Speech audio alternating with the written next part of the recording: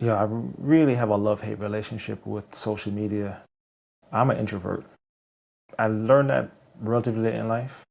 I always knew I was the kind of person that never wanted the spotlight, but it wasn't until I started working in corporate America and advertising that I heard the term like, "Oh, you're introverted." So what it has to do with social media is simple. The way that I feel in public, in person, is how I feel when I post content. So I'm always second guessing, should I post this or how people think, or I would spend more time agonizing about creating a couple of sentences rather than actually getting to work, putting the thing out there. And I would see some people that are sort of natural at it and they'll put something up and it'll just blow up. But I also realized those people were already naturally popular in real life. So for a long time, I just basically dismissed it as a fad because I didn't understand how to use it culturally. I could use the tools from a technical standpoint, but not from a social standpoint. Fast forward, and keep in mind, like I was an early adopter, like in the Twitter beta back in 2008. It wasn't until 2024, actually summer 2024, where I started to really think about, you know what? Let me actually start to use it because I need to build a brand. And I didn't know I would need it literally like 3 months later. I would need that social media presence. Instagram. I'm a photographer. I love to do photos. And I looked at Instagram initially as a replacement for Flickr. But Instagram is a social platform. And what I realized was that I didn't really have an understanding of how to use it in the cultural sense, especially with video and reels. And I'll see all like those dance reels and people lip syncing. And I just absolutely thought it was trash. Didn't take it serious. But I started to look at some influencers and how they were creating brands online, doing the reels and having the hooks. I started to think about, okay, you know what? I could do a hook. I can do some video of just have my tripod, record myself doing action, and then think about the captions. So I tried that, and people were like, hey, wait a minute, Brent, like you're actually like you're posting. I mean, was it really good? I mean, I don't know, 500 views if I was lucky. Sometimes 1,000. When a couple did like 2,000 or 3,000 views, but it was just the mechanics of doing it.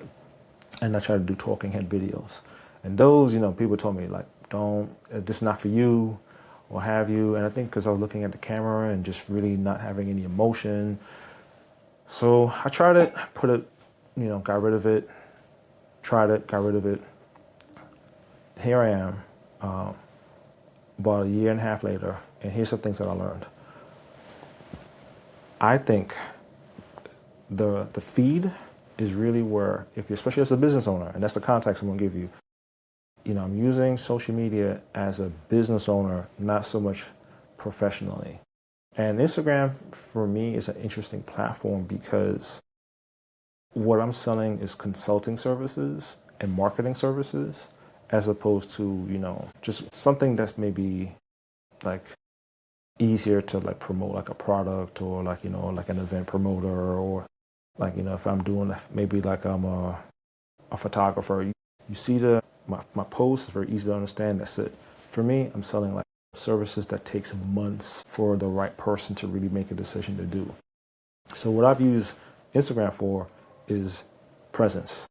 It's top of funnel. It's designed to get that viewer to know Gary Consulting, what the brand's about, maybe see some work every now and again. But where I really get in the weeds, where I show the behind the scenes, is the stories. Because I know like it's only 24 hours. I can put things that are a little bit more experimental, a little bit more personal there, but I keep my feed curated. Maybe it's not authentic, right? I don't know. But what I am doing is making it purposeful. So for example, I will have the top 3 posts are pinned. So I'll have a picture of myself in action. And keep in mind, my profile has changed in the last year and a half, like multiple times, different names, different features, what have you, different, I guess, like roles, if you will. But I realized it is okay, right? everything's in a state of change at the end of the day. So what I'm getting at is like, first 3 posts are pinned. It's a picture of me, a little bit about what I do, maybe a carousel, I think it's the 3rd one, and then I have basically work. Right now is more geared towards photography work because I was doing a lot of like real estate photography second half of last year. All right, I do have some older posts about some consulting work, but where you are seeing the day-to-day work that I'm doing is in my stories. So today, I had two stories about some branding that I just did. The 3rd one was just unapologetic sales story, right? That this is what I do, consulting wise, and then link to my website. All right, that stuff is not going in my main feed, and that's just me personally, right?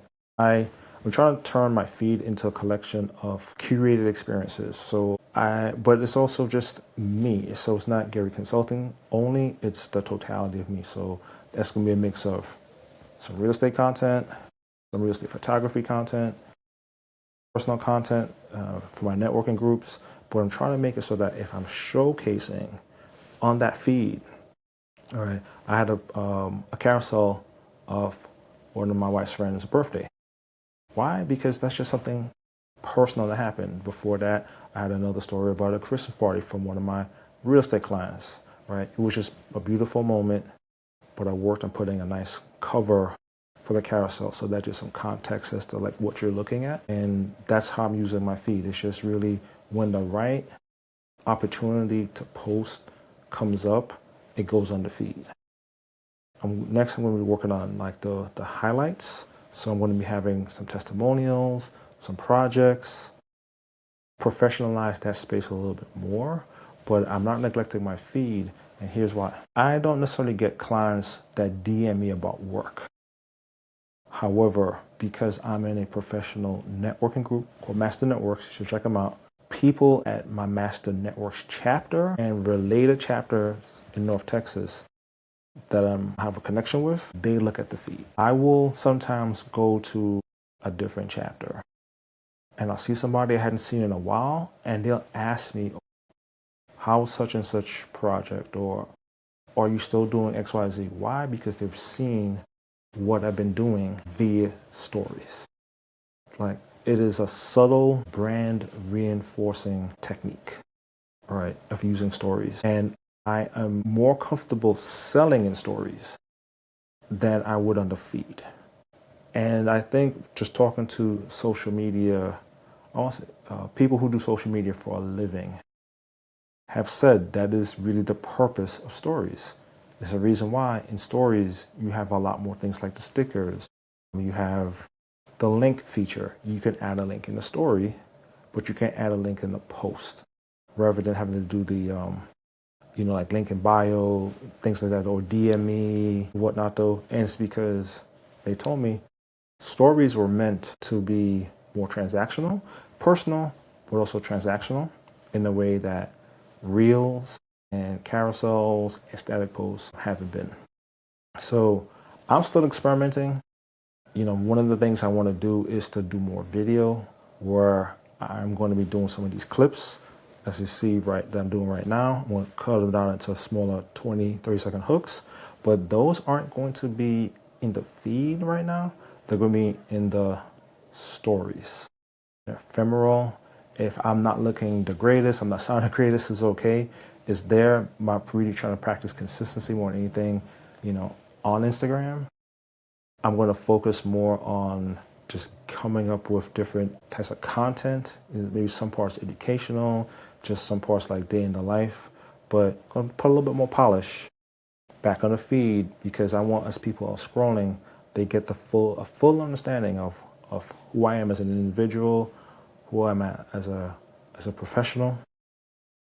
If you want to see my personality and my quirks, check me in the stories because you might see some branding work, you might see some process work as a fractional CMO, but then you'll also see me playing with my kids, right?